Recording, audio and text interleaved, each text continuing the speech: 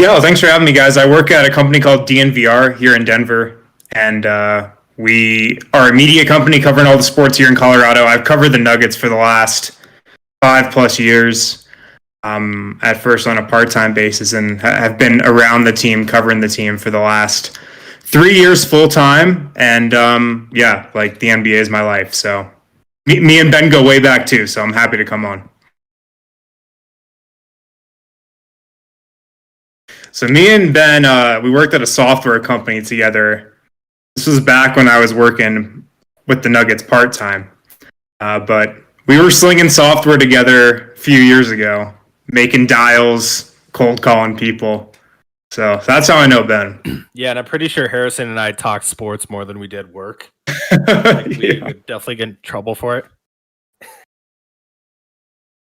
I know it's great. I'm pretty sure our managers kind of hated it at some point because we would just like, and then our friend Jeremy, like we would literally talk for hours about NBA or whatever sport was going on. So here we are.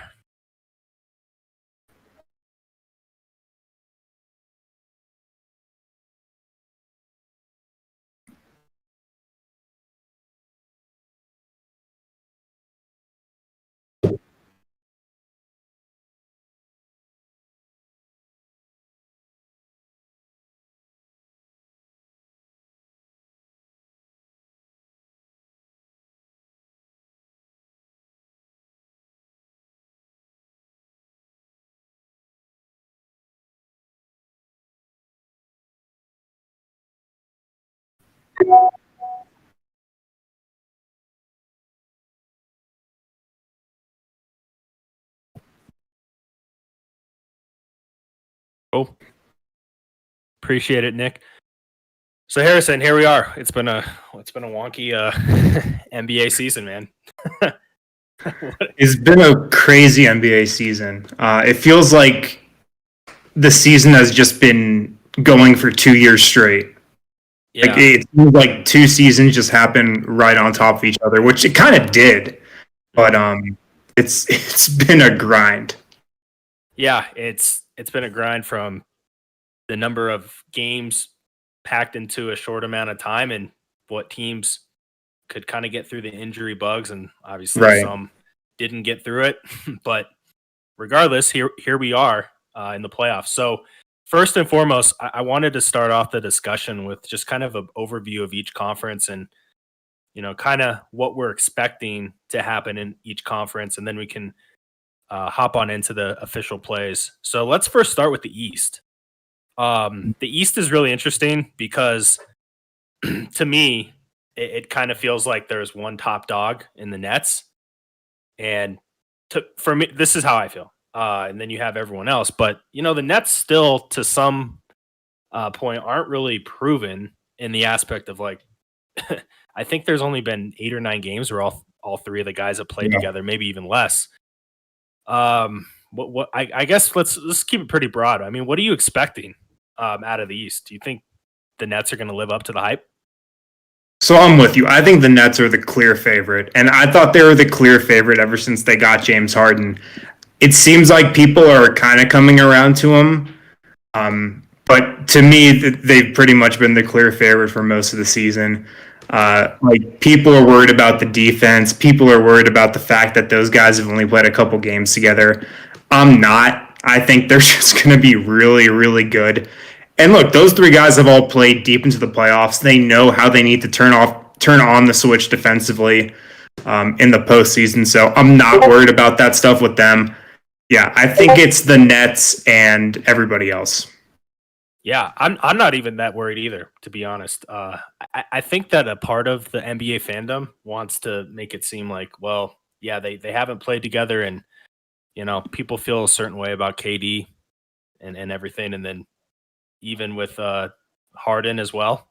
So I get why people say that, but at the same time, I'm like, if those three are firing on all cylinders, I don't know who's going to beat the Nets, in my opinion.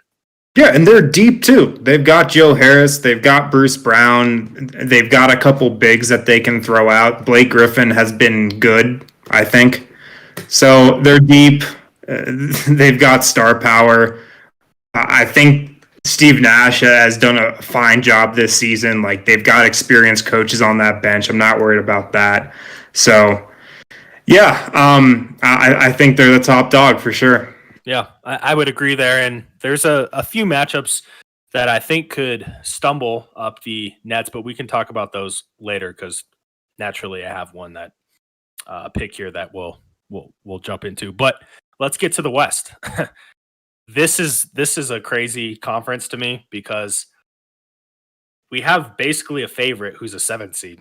So first and foremost, it's like let's start with the Lakers. And are they still the favorite? Oh man, it's Don't, funny. Don't worry. Let's be honest, Harrison. I know we may have some LA people, but we gotta get the truth out. Let's hear it. Like, they're the betting favorite, even though they barely beat the Golden State Warriors in a playing game where LeBron looked absolutely washed for a half, and then turned it on, of course. It's either the Lakers or the Clippers, and I might just go the Clippers because they're on the opposite side of the bracket. Yeah. I still have a lot of questions about like LeBron's health. Yeah, he can turn it on like he did in the second half of that playing game, but I mean, when you injure an ankle, like, you know this, Ben, when you injure an ankle and you just step wrong or land wrong, that thing gets injured again. Like, LeBron's already injured it again, so he knows that. I'm not confident in his health. I'm just not. I would probably take the Clippers if I had to bet on one team to come out of the West. As like kind of the favorite? Yeah. Yeah, because it's just... It's almost like we give so much credit to the name, the LA Lakers, and like what they've stood for.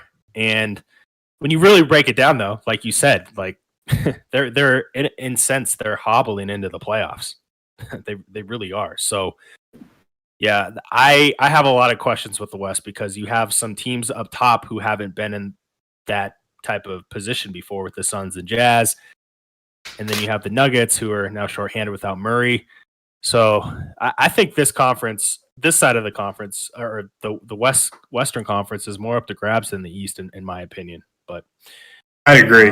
We'll find out very shortly. So let's all hop on into the series picks. So round 1 series picks, DraftKings has odds for all the first round matchups, which is pretty cool. Not all books have this. So it's fun to see kind of where things are priced. So yeah, let's go ahead, Harrison. Let's hear your favorite team in the first round to win the series. East or West? So for this one, it can be either. So for this, let's pick your favorite out of those two. Regardless of odds, we're not factoring odds into this at all? I would say factor odds in. Okay. I would say let's include, the value of the odds, I would say.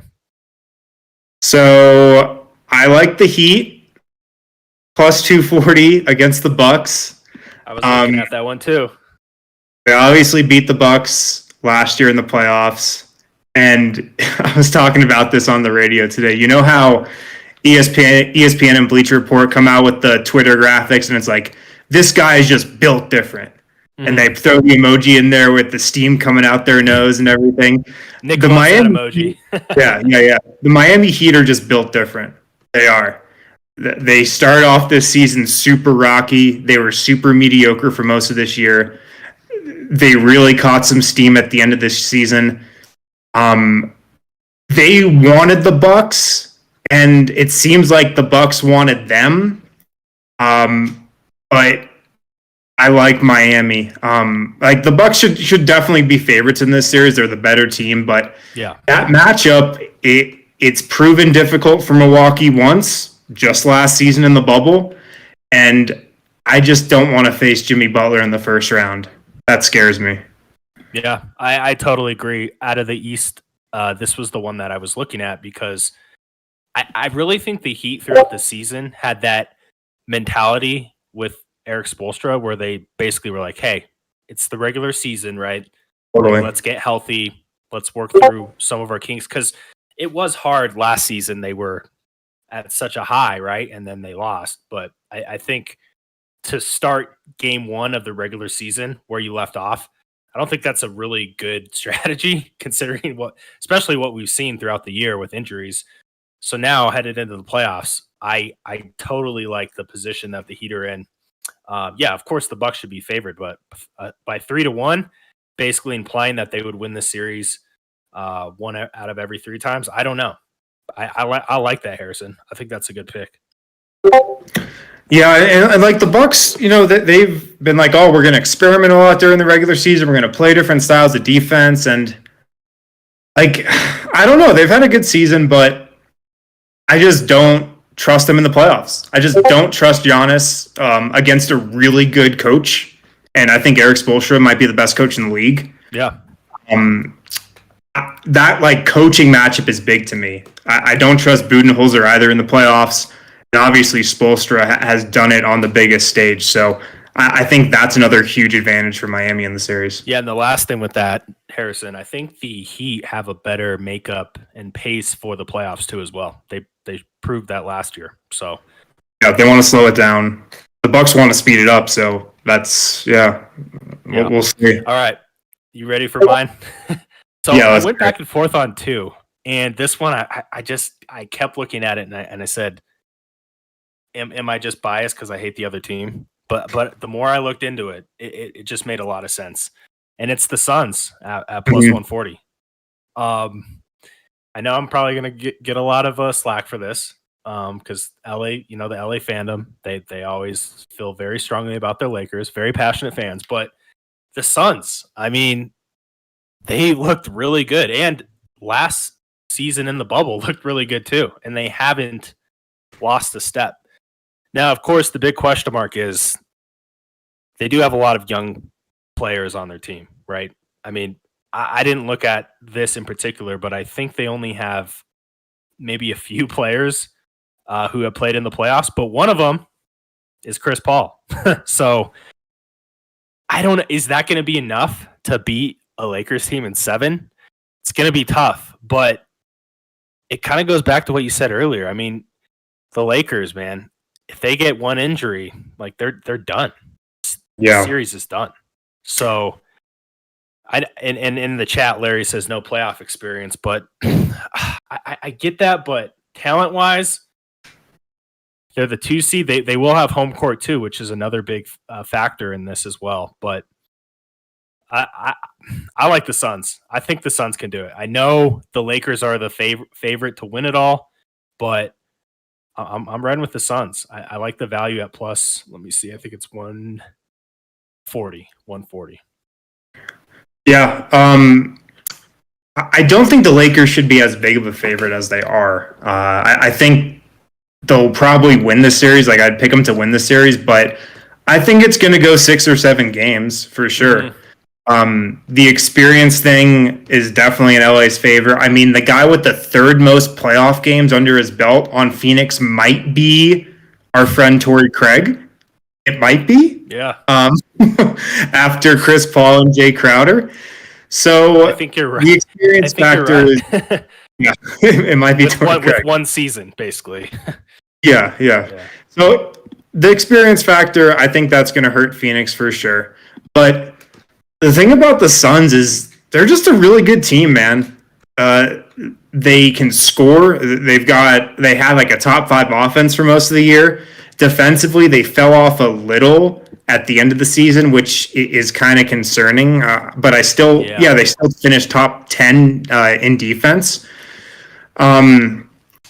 What I worry about with them is defensively, though, and like how do they guard Anthony Davis? I was just about to bring that up. That's always like the question mark with anyone in the West. Yeah, like nobody can guard Anthony Davis. Like maybe except, actually no, nobody can guard Anthony Davis. But Phoenix really doesn't have a matchup for him. Actually, no, nobody can guard Anthony Davis except Draymond Green. But Phoenix really just doesn't have a matchup for him, and they're going to have to double him, I think. And then you're just hoping, like, KCP and Caruso miss all their threes. It's going to be tough, but I think the series goes 6 or 7 games. Yeah, and I think if AD gets into that killer mentality, that's not good for the Suns. But we've seen it before. AD sometimes, like, I don't want to say like takes games off, but doesn't become aggressive at times. And I think that would kind of play into the Suns' hands. So yeah, I think this one's going at least 7 or at least 6, maybe 7. This definitely is one that I'm highlighting. Very curious to see what happens there. So let's talk about the picks for the Eastern Conference. So with this one, I personally have a different Eastern Conference play than the NBA championship, even though that team is from the East, if that makes sense, just because I like the valued odds. So it not necessarily has to be different. It can be the same. But I want to start with you for a team to come out of the East. Who do you like, and what is their number at? So I like Philly. They're at plus 300. But if you look at, I feel like the playoff bracket shakes out pretty well for them. Mm-hmm. They would play. Looks like they get the 7-8 game, of course, or the yes, they get the Wait, who's the 8 seed? Celtics. No, they get the Wizards. They get the Wizards, right? Oh, that's right. Let me just bring up the bracket. So yeah, I was looking at, because this play-in thing just completely messes me up. It took a while for a lot of people to figure out that teams could play 2 games. Yeah, they're like, wait, this isn't a true elimination. Yeah, I so, think that's right. So Philly gets the Wizards, which that screams gentleman sweep to me. 5 games. Yeah, I don't see who's stopping Embiid in that one. Yeah, then they get the winner of Knicks Hawks. 2 teams that probably might not make the playoffs in the West. Mm-hmm. So I think they kind of cruise through the first 2 rounds. So I think they're going to have a long playoff run. They're definitely on the easier side of the bracket. And I think they're the second best team in the East behind the Nets. So I think they're a lock to make the conference finals.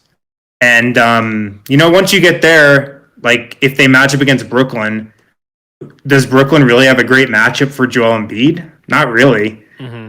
So, yeah, I like Philly. Yeah, and once they get to that point, they're not going to be plus 300 anymore. So I totally like the thinking, and I like it so much that that's my pick too. Same thinking as you.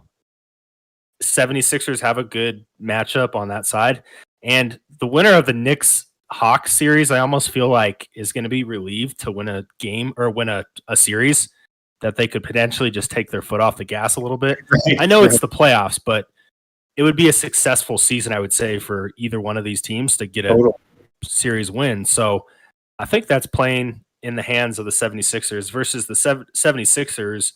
I think to have a successful season, they need to get to the finals in the Eastern Conference.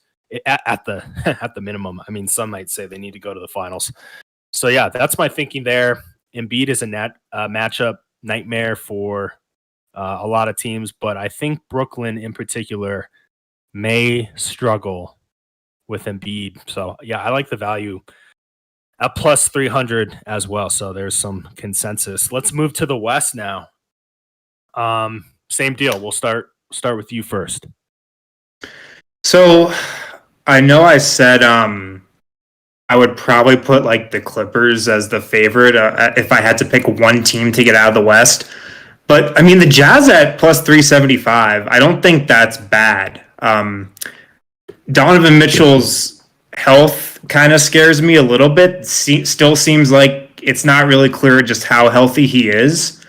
But I mean, if he's at 75% or so, I think the Jazz have a good chance to get out of the West. They're just a machine, man. Offensively, defensively, they score, they get stops. They have probably, a near unanimous defensive player of the year in Rudy Gobert, who's been great. They're deep. They hit threes.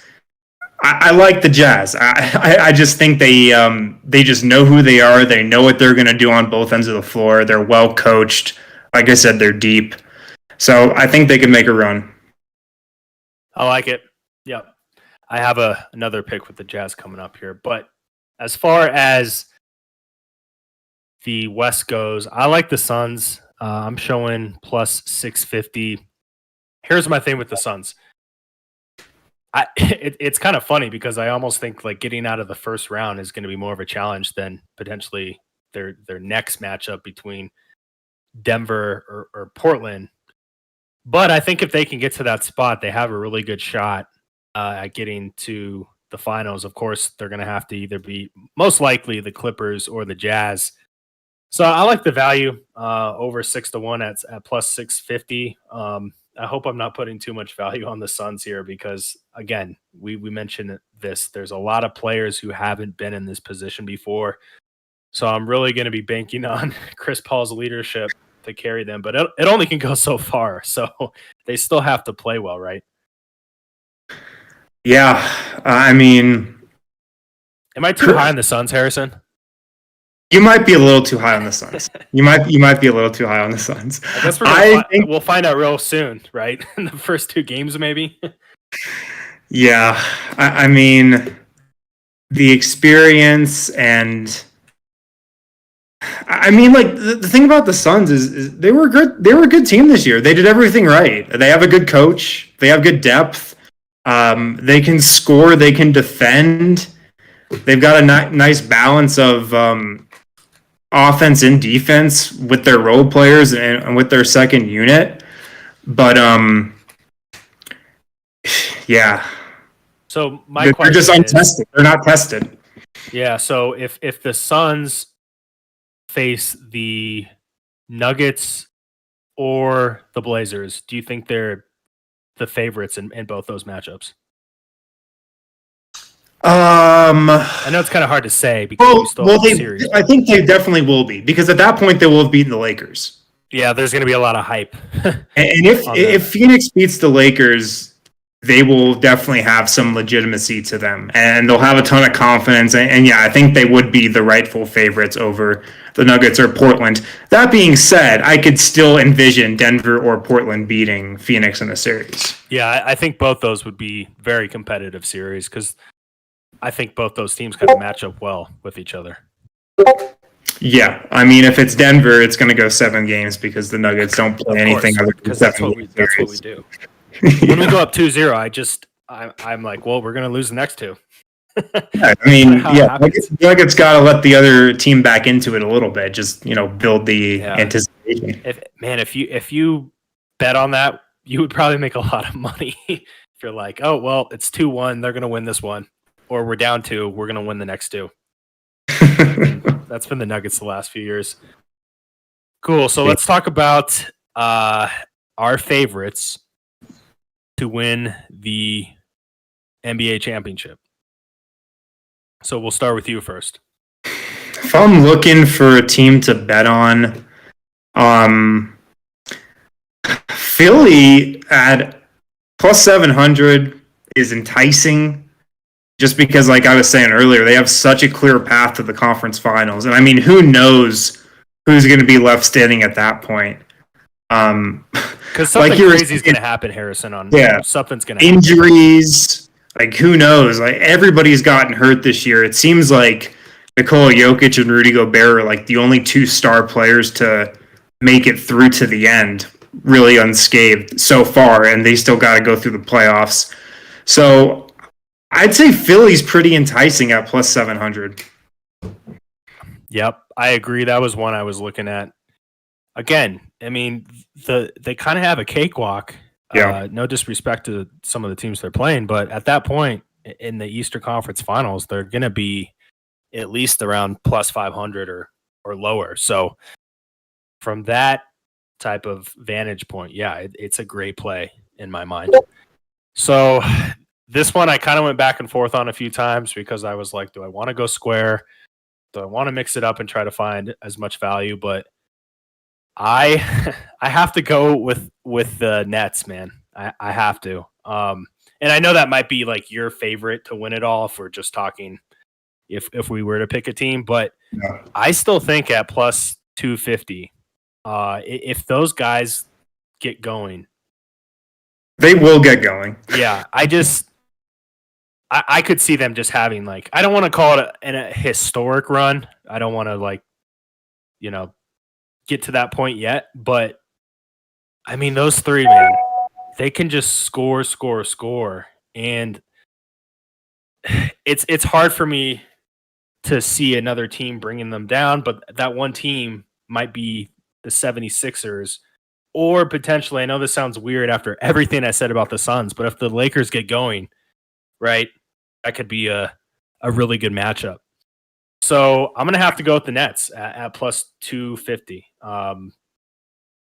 What's funny is that they were, I think, around plus 200, but when the Lakers got into the playing game, their odds got a little better, which is kind of funny in my mind. When the Lakers needed a miraculous shot to yeah, like, oh, Lakers are in. We got to adjust everything here.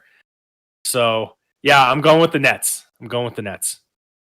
Hey, man, I don't think it's a bad pick. Like, they're the clear favorite. Like I said, if I just had to pick one team to win the championship, I'm going with the Nets. No second thoughts. I just don't see how anyone can stop them. I really don't. If you're going to beat the Nets, you kind of just have to outscore them.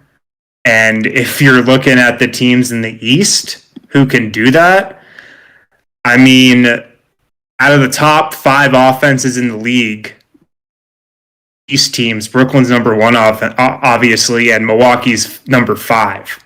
Mm-hmm. I mean, after that, the next best offense in the East is Atlanta at number 9. So I just don't know if a team in the East, other than Milwaukee, I could see Milwaukee hanging with them, has the offensive firepower to really battle Brooklyn.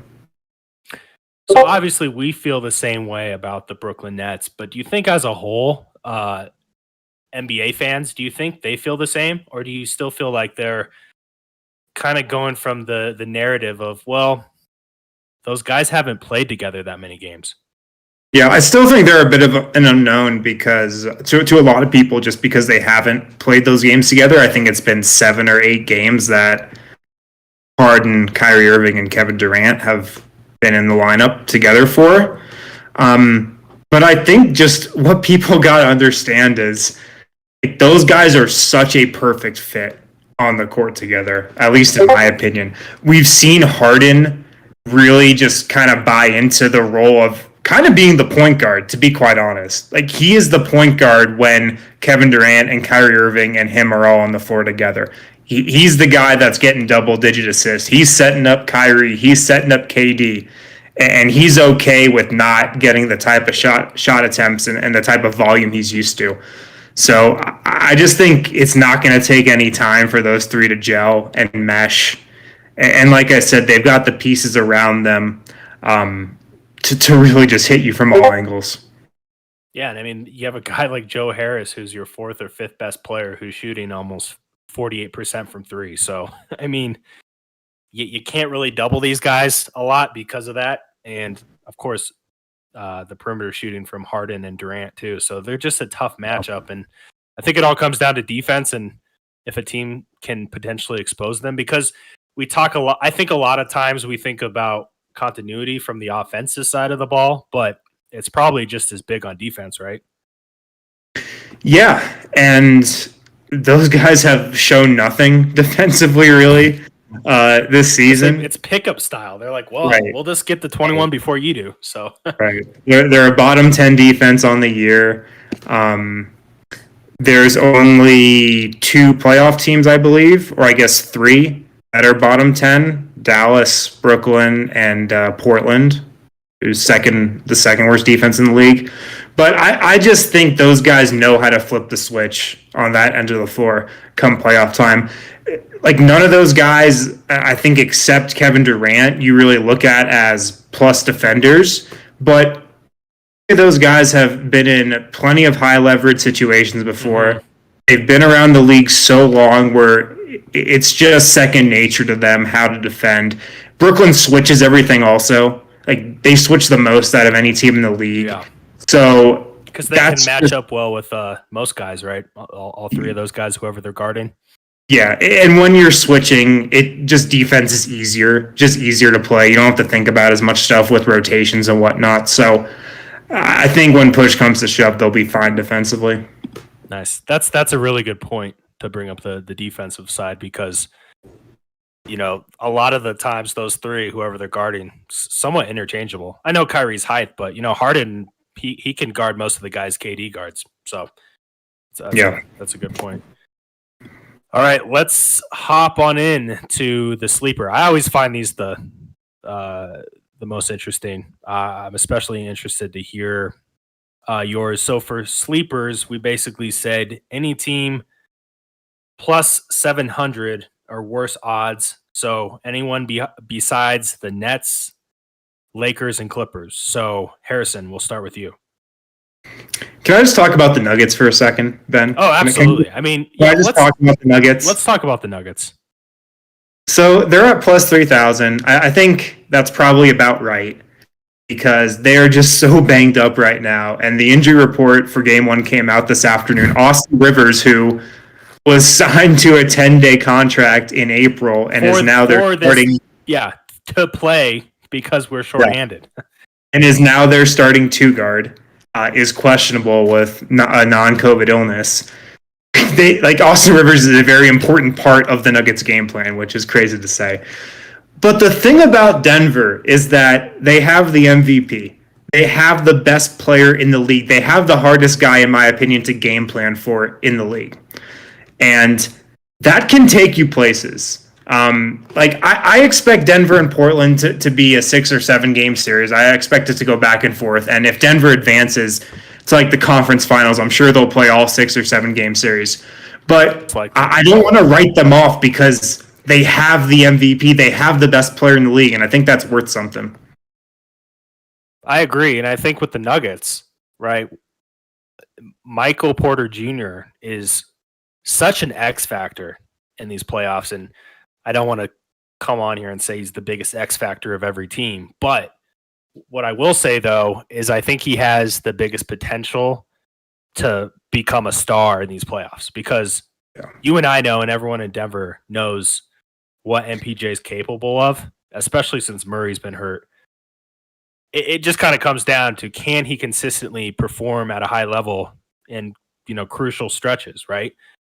If he could do that, and he's your 2 guy, now all of a sudden you're next to Jokic, who's one of a kind and is the MVP. Now what? Now it sounds more like, okay, cool. This team could actually make the Western Conference Finals. Yeah, I mean, for people who haven't been watching the Nuggets closely this season, Michael Porter Jr. he's been unreal. He's clearly made the leap. He's clearly made the ascension. He's been playing at an all-star level really since March, even before Jamal Murray went down. And then Jamal gets hurt. He's out for the year. And Porter raises his game again. And so I think he's ready for this moment. Now, he's going to have a ton of defensive attention on him because the game plan against Denver has to be, if you shut down Porter, you can really shut down the Nuggets offense because Nikola Jokic is going to get his. Yeah, he's going to score 30 almost every game, more or less. He's going to get his, but if you can limit Porter, Denver just doesn't have other options. They just don't have enough shooting elsewhere. They don't have enough playmaking elsewhere with the guys who are hurt right now. So he's going to have a ton of defensive attention. They're going to try to shut him down, but he's just such a good shooter. He's so tall at 6'10", 6'11". He's so dangerous cutting off the ball where he's going to go off in a couple games. But yeah, if he is just this unstoppable offensive force, which he can be, yeah, Denver can make a run. And Harrison, we were talking about this right before we hopped on, and we've talked about this in the past many times since Porter was drafted. Yeah, people kind of think he's thrown into the fire, and now you're kind of that second guy. But if we really think about it, Michael Porter Jr. coming out of high school was, I don't want to make a comparison to LeBron, but people were raving about this guy, and they thought, in a time where guys could make the leap from high school to the pros, he could have done that. This guy has had that attention, factor, obviously, last year. Indeed, I think he's had that mentality ever since he's been in high school into college. So now he just has to kind of put it on the floor, right? Yeah, I mean, this is the moment he's been waiting for forever because, yeah, he has been that number one guy his whole life before he got drafted. Then he kind of had to fit his game around Nikola Jokic and Jamal Murray, which he did beautifully. And now he gets to be that number one option again. So I think he's really excited for it. And I think he's built for it also. And just kind of talking to him over the last week, he seems like he's in a really good headspace. He seems really excited for the opportunity in the moment. So I've got high expectations for him. This can really be his coming out party and just kind of the beginning of his ascension to star status, which I think he'll be eventually. Yeah, and it's kind of like a good situation, even though it came at the expense of Jamal Murray, where the Nuggets don't have those crazy expectations to win it all or even make the finals. Mm-hmm. But, at the same time, I think, he knows he can be capable of playing well. So now I think it's kind of a good position to be in for a young guy like him. And someone asked about Aaron Gordon. What are we going to expect out of him? Because I know it's not been as successful maybe as we would want it to as far as the shooting goes. I know he wasn't coming in to be a shooter, but his shooting has been down. But what are your expectations for him? I think he's going to have a big series for the Nuggets to advance. He's just got to be Denver's clear-cut third best player.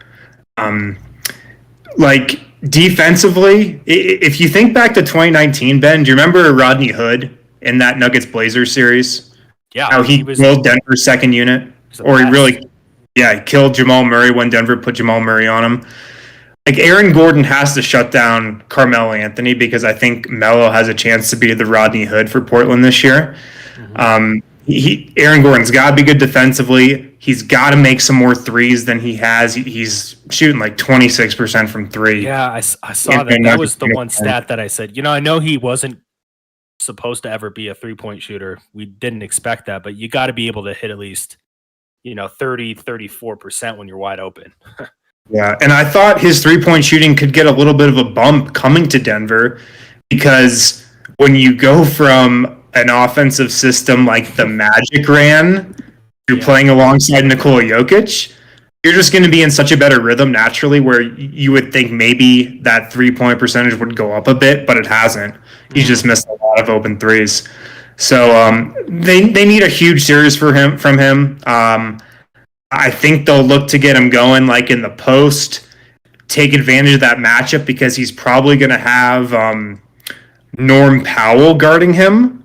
Yeah, which has a little size advantage on him. Yeah. So they'll try to get him going in the post. They'll try to get a guy like Powell into foul trouble. So I think Denver's going to put him in every position to have a big series. Mm-hmm. Someone said that I feel like he isn't involved in the game plan enough. Do you think that's true, or do you think he's just not performing where he should be? So I think both, maybe. I think he's made a point to be really like overly unselfish, maybe even a little too unselfish at times. Mm-hmm. He's just really tried to fit in and just do what Denver's wanted him to be, defend, and then on offense, like when Jamal Murray was healthy, he was the perfect fourth option. Now that he's asked to be like the third option, he's just not that type of guy offensively. Yeah. Like I don't think you want to give Aaron Gordon the ball and ask him to go ISO and get a bucket. Like that's not his game. He's best when the Nuggets offense is moving, the ball's popping, and he's getting baskets on cuts to the rim and slips and duck-ins and stuff like that. So I think he's made a point to be really unselfish and just try to fit in. But yeah, he's probably going to have to be a little bit more aggressive in the playoffs. Mm-hmm. So is Nuggets your sleeper? Yeah, I would throw a little sprinkle on the Nuggets. Definitely. I mean, 30-1. Yeah. You got the MVP on your team. That's saying something. So yeah. If you're gonna ask me for another one, I'd probably go maybe Utah. So Utah's mine. Okay. Utah's the team for me that I always like to look into these storylines, like what the media is saying, what the fans are saying, and then what the experts are kind of saying, right? Because those typically are like three different things. And it almost seems like everyone's on board with the Jazz that they're not built for the playoffs, which I don't necessarily know how that narrative started. I know that the Nuggets beat them last playoffs, but I don't know. Where do you think that came from, or am I off? Do the experts actually think that the Jazz can make a run and get into the finals? I think it came from the fact that a lot of people put it out there that Rudy Gobert gets played off the floor by everybody in the playoffs, and that's just simply not true. So I think there's a bit of noise out there, and the Jazz are a little bit better than, or a little bit more well equipped for the playoffs than people think they are. I mean, look, for those first 4 games of that Nuggets series, Rudy Gobert was great against Nikola Jokic. Like, I was getting a little worried. I was like, yeah. I don't want to say exposed, but I was like, dude, he was automatic. He was shooting like 70% from the field. Yeah, and really playing great defense too. So I think the Jazz are fine, are fine for the playoffs. I think they are well equipped, and if Donovan Mitchell's healthy, that's really the key for them. But I think it's been a little kind of overemphasized that they're not fit for the playoffs. Yeah, and I mean, everyone wants to win an NBA championship, and everyone's motivated. But when you hear that day in and day out, especially a guy like Donovan Mitchell, I mean, that's not a guy who I want to heat up on the floor if you're going up against him. I mean, we saw what he did against the Nuggets a few games. When him and Murray were just trading buckets, like I felt like I was playing 2K, and it was unbelievable. It was unbelievable. Yeah, that was insane, and it's kind of funny because the Jazz have the best record in the NBA, yet they're the fifth. They're tied fifth for their odds. So I know it's the regular season, and we can say that maybe not all teams are playing as hard or whatever they think about the regular season. But at the same time, they were dominant. They only lost 5 games at home, and they have home court. So that's huge. And you and I know altitude is a real thing, and the Nuggets use it to their advantage, and the Jazz are going to do the same. So I was actually going to bring up that point. Them having the 1 seed and home court throughout the entire Western Conference playoffs is huge, because they're great at home and they have a ton of fans, which I don't think is something to sweep under the rug. I would not be surprised if you see a lot of teams that have high capacities of fans in the playoffs win at home. I think it's going to be a huge part of home court advantage. And the fact that the Jazz have, I think, like almost a full arena by now. I think it's full. I was reading somewhere that, because out here in Denver, it's what? It's a 40%. 40. Okay, back up to 40. But yeah, I mean, we've seen clips from past years. Jordan playing in Salt Lake, like those fans are crazy. Yeah, like just the fact that they have near or full capacity, I think that's a major factor. Yeah, that's a really good point, and something that I even overlooked too. So, I mean, it's one thing to play in front of 40% in the playoffs, but another 10,000, more or less, that makes a difference. Especially these players. I mean, they played in these atmospheres in the past, but it's been over a year now, right? I mean, that's a really interesting point, and that's something that we're gonna have to watch for. That I haven't heard anyone bring up yet. I'm sure some others have, but I'm definitely going to watch for that for sure. Yeah. Cool. So, yeah, guys, there we have it. Man, I'm excited. This is such an interesting playoffs, man, because I feel like the last 4 or 5 years, removing last season because last season was just so funky. we kind of had a favorite going into it, right? I mean, I guess we have the Nets, but I don't think they're on the same level as Golden State was those last few years. Probably not. And then the Cavs too. Yeah, probably not. They're just like, the star power is just so over the top. Yeah, I mean, I can't wait to watch it, especially if those three are clicking. It's gonna be fun. So tomorrow, Nuggets. Will you be at the game? I will be at the game. Yes. Nice.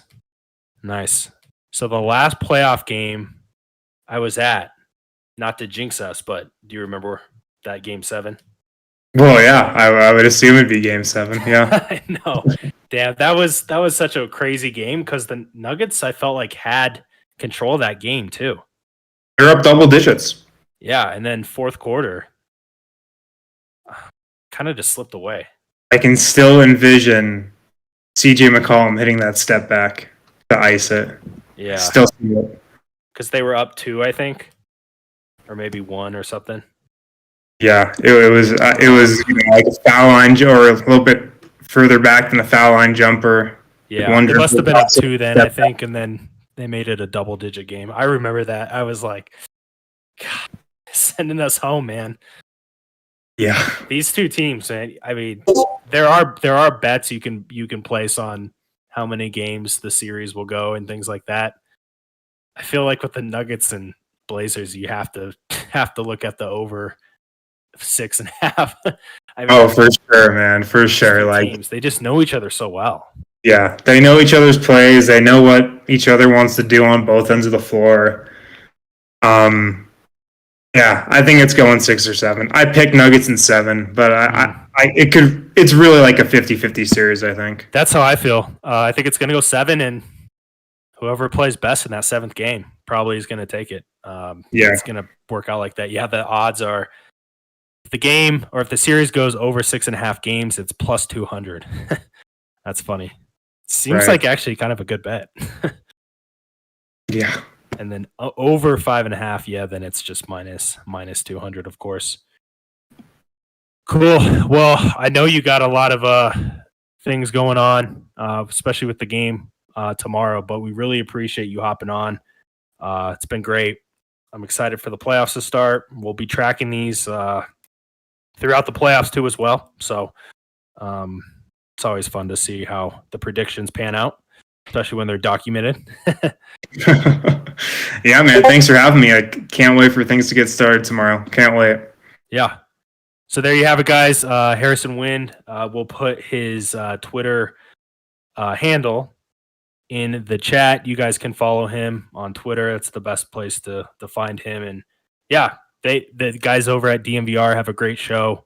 If you're a Nuggets fan, they always recap the games after they're over. You guys do a great job, man. You and Dev and Adam, Voight, great stuff. Yeah, man. Thanks. We try to put on a fun show. We try. Yeah, and you guys live stream from a bar too. So I mean that yeah, if you guys are looking for a place to watch a game and you're in Denver, come down to the DNVR bar corner at Colfax and York. It's a lot of fun. It's a lot of fun to watch games there. I'm gonna try to make it for one of the playoff games. I gotta do it. You got it, man. Yeah, you gotta come down and watch it. Yeah. So there you have it, guys. Harrison Wynn, I appreciate it so much, and let's go Nuggets. Yeah, I can't wait, man. All right, man. I'll see you later. All right.